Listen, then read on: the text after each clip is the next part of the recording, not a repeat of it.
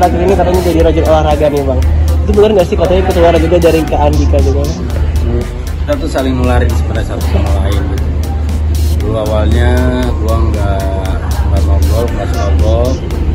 Surya sama Andika main golf, gue jadi tertarik akhirnya gue main golf. Terus dari situ juga gue sama Surya nge-gym, Andika nggak nge-gym, akhirnya Andika jadi ikutan nge-gym.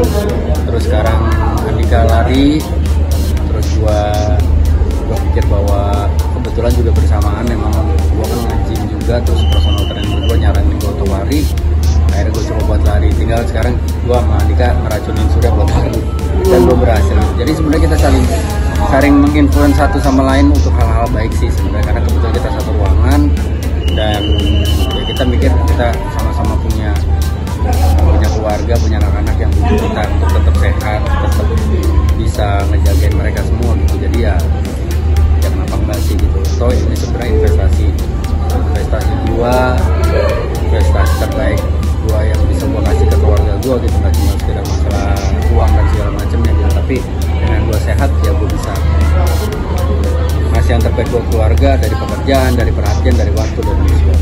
Sekarang balik lagi ke masalah pricing, nggak pricing sih sebenarnya, tapi lebih ke arah bahwa ya kan semua orang kan bisa mengukur ketika lu mau melakukan sesuatu, mau olahraga sesuatu, mau membeli sesuatu pun kan sebenarnya kita mengukur bahwa kita ada gaya rezekinya untuk itu. Atau pada akhirnya gue ngejalanin olahraga itu apapun itu, kayak ya sekarang kalau kita ngomongin lari pun sebenarnya pricey juga, karena kita harus beli sepatu, karena kita harus beli baju dan segala macam, belum lagi ntar nongkrong, belum lagi makannya, ya pricey aja gitu. Tapi daripada, kalau gue kan mikirnya daripada uang gue gunain buat hal yang mungkin justru sebaliknya bukan bikin sehat tapi bikin gue malah jadi ringkih, jadi rentan sama sakit, rentan sama hal-hal yang nggak baik, ya lebih baik buat hal-hal yang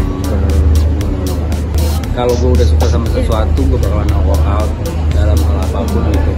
Dan gue belajar gitu, bukan yang gue golep nggak bisa, udahlah yang penting gaya-gayaan, yang penting kumpul sama orang-orang, yang penting ketemu sama orang ini. Enggak, gue kalau pukulan gue lagi jelek ya gue ketemu sama pelatih, gue belajar lagi sama pelatih gitu.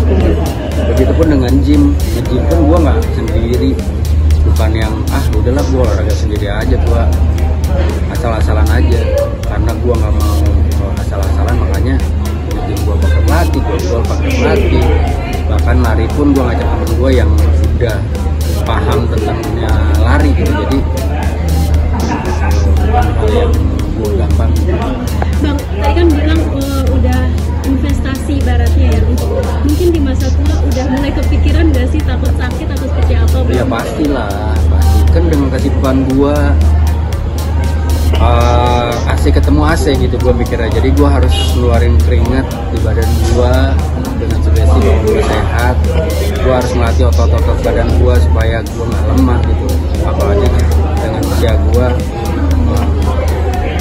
Kalau nggak dilatih otot-otot di badan gue, ngegendong anak masih susah, diajak jalan sama keluarga pasti ngeluh, banyak hal yang pasti bikin gue jadi malas gitu. Tapi kalau olahraga, pikiran jadi fresh, memulai hari dengan baik gitu, karena memulai hari dengan yang ada semangat di situ, ada keringat yang keluar di situ, ada kepercayaan diri yang perubahan banyak banget lah. Yang pasti satu,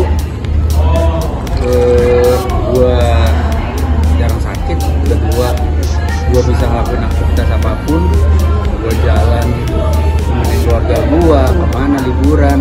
Kalau badan gue nggak kebentuk karena olahraga gitu, pasti gampang capek gitu.